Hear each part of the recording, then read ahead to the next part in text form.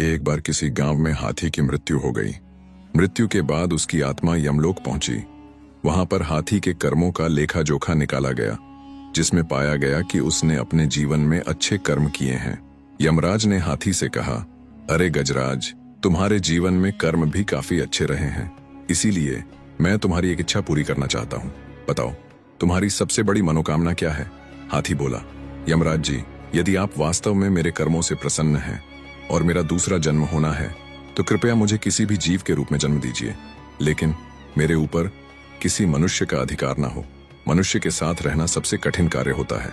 हाथी की इस बात को सुनकर यमराज चकित हो गए और बोले, गजराज, यह तुम क्या कह रहे हो? मैं तो यही जानता हूं कि मनुष्य जाति सबसे श्रेष्ठ और बुद्धिमान होती है, फिर भी तुम मनुष्य से दूर रहना चाहते हो।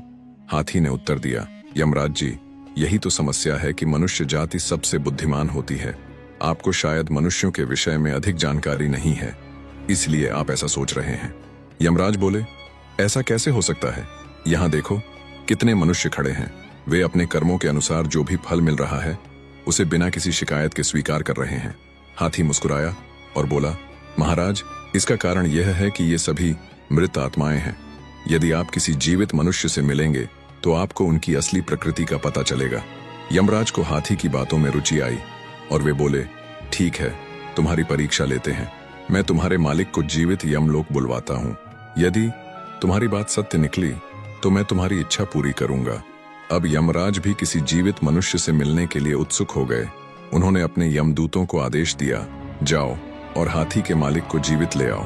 यमदूत आज्ञा का पालन करते हुए धरती पर पहुंचे।